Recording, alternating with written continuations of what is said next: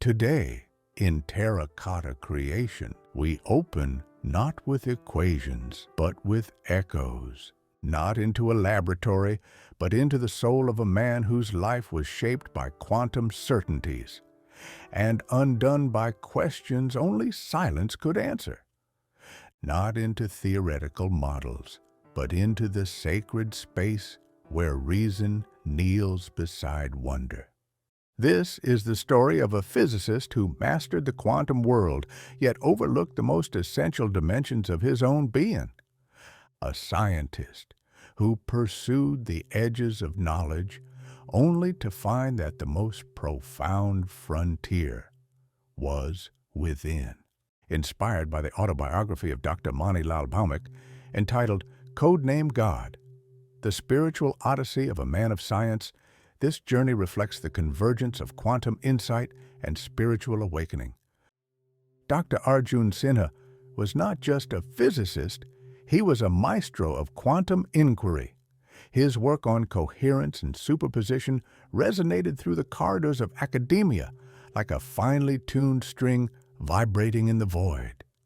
He had traced the path of photons through entangled realms, defined the thresholds where particles forget their individuality, and reshaped how humanity understood the fabric of space and time. In the labyrinth of wave functions, he felt at home. In decoherence, he found language. He spoke of non-locality, as if narrating a myth that science had finally learned to believe. But even in the beauty of entangled equations, a paradox lingered. Even the most pristine crystal, when examined closely enough, reveals a fracture. Beneath the ovations and breakthroughs, a stillness pulsed. Not the stillness of peace, but of absence, of something forgotten. One evening, in his tower of glass and steel, Arjun looked out upon a city below. From above, it gleamed like a living microchip, a lattice of purpose and precision. But to him, it felt like a mirror of his own detachment, brilliant, ordered, and silently alone. He felt like a lone node waiting for resonance, of frequency yet unmet. On his desk, as if left by time itself, lay a package from Bengal. Simple, hand-bound, wrapped in red thread. Inside, his grandmother's notebook. Its pages whispered not equations but elegies, reflections inked in tenderness, verses that read more like prayers than poetry. The divine isn't above the clouds, Arjun. It breathes in the quiet between your heartbeats.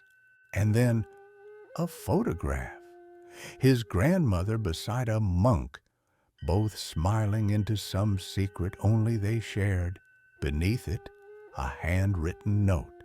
You must finish what we started. Intrigued, unsettled, and pulled by a current he couldn't name, Arjun returned to Bengal. Kolkata greeted him with monsoon rain that painted the streets in silver and washed nostalgia into every crevice. The air was thick, not just with moisture, but with memory.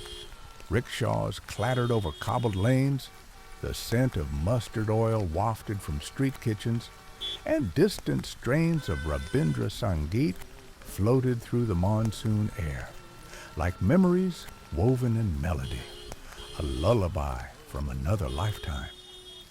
He walked past bookstalls that once nourished his curiosity, and past temples where bells still rang with the devotion he had long since forgotten. Children splashed barefoot through puddles just as he had decades ago, their laughter untainted by time. His childhood home stood as a time-worn relic of love and laughter, cracked walls, moss-covered steps, and the faint scent of incense still lingering in its corridors. He touched the brass doorknob, once too high for his tiny hands. Now it fits with eerie ease, but peace did not await him. A distant relative claimed his grandmother had wrongfully taken over a temple trust. Villagers were divided. Her legacy is contested. In search of clarity, Arjun walked the path she once walked. The trail led him through an abandoned temple compound, its sanctum cradled by time and silence. Moss clung to carved idols, their faces worn yet watching. Vines curled through cracked pillars like forgotten prayers searching for air. The scent of burnt ghee still lingered faintly, as if the temple itself remembered devotion long after the world had moved on. The banyan tree stood just beyond the temple's inner wall, its roots tangled like the nerves of the earth, its branches heavy with rain and memory. It was a place where faith once gathered, and where his grandmother once knelt in quiet conversation with the sky.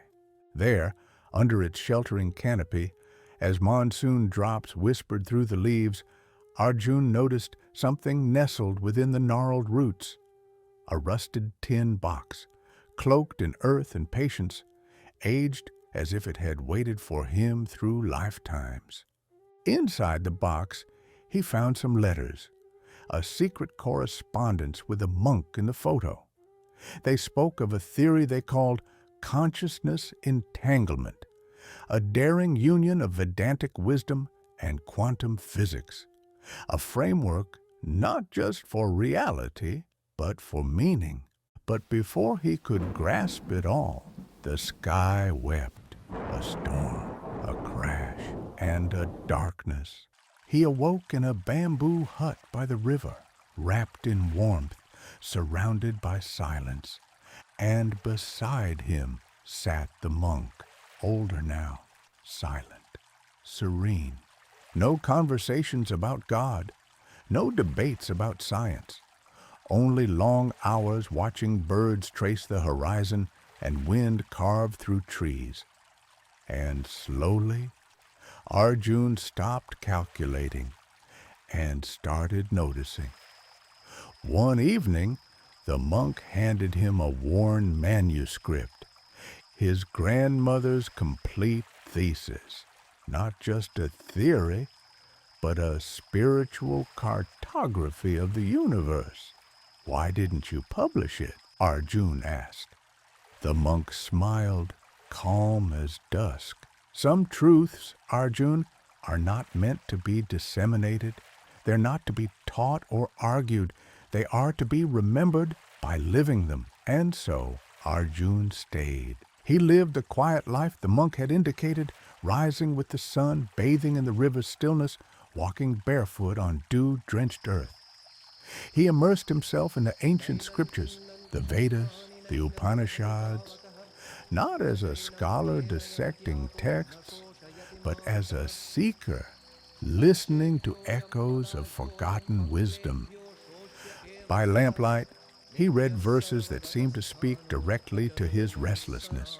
He chanted with villagers in moonlit satsangs, where voices rose not in performance, but in surrender. सर्वभूतेषु येनैकं भावमद्वयमीक्षते अविभक्तं विभक्तेषु तज्ज्ञानं विद्धि सात्विकम्. He saw Shiva not as a deity carved in stone, but as the silence between his thoughts. He began to understand what his grandmother meant when she said, "The divine breathes through everything." The physicist in him watched as the observer dissolved into the observed. And slowly, a revelation unfolded, one that shimmered not from a whiteboard, but from within. The parallels emerged, quietly yet unmistakably. The non-locality in quantum entanglement echoed the Vedantic idea that all consciousness is one.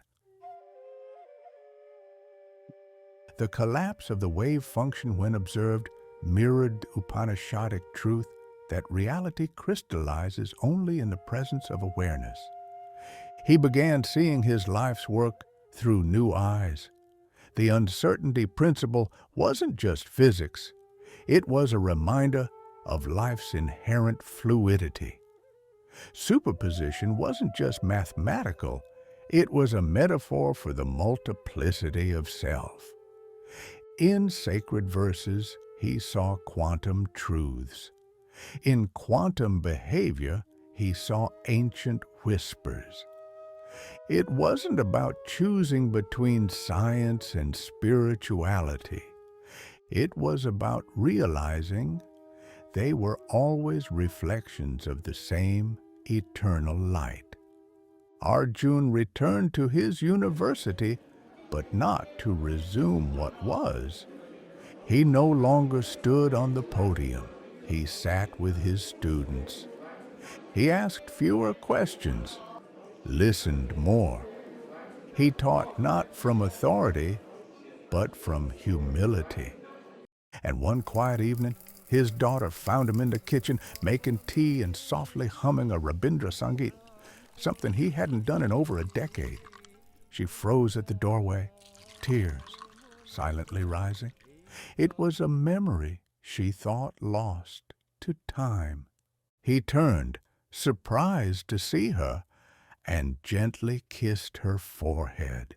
She couldn't recall the last time he had done that, perhaps when she was still small enough to rest in his arms.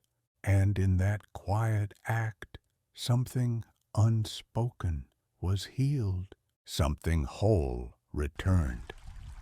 Years later, he sat beside his daughter by the riverbank beneath a broad old tree. The wind whispered through the leaves like a distant chant, and the sound of the flowing water mingled with the stillness that hung between them. They said nothing, yet felt everything. Father and daughter silently feeling the soul of each other, listening not with ears, but with awareness, to the murmur of the universe, through the breeze, the rippling river, the sacred hush of shared presence. And then, gently breaking the stillness, she asked, "Father, do you believe in God?" Arjun looked up at the sky, then smiled, not with lips, but with knowing. Not as a figure in the sky, not in the way all imagine, but yes, I see it in the stillness between particles, as the thread of silence that binds the stars, and in the stillness that forms when two souls truly meet. She nodded slowly, and for a moment the world shimmered and felt luminously whole, like a forgotten truth returning home in silence. This was the light within, not merely the tale of a quantum scientist, but of the yearning that echoes beneath every human pursuit. Not a journey through equations, but through the silent chambers of a soul rediscovering its source. Because perhaps the universe was never out there to be conquered. It was always within us, waiting to be heard, waiting to be lived. If this story moved something within you, share it, reflect on it, and join us as we continue exploring the soul within science. Subscribe to Terracotta Creation for more stories that awaken the mind and the self.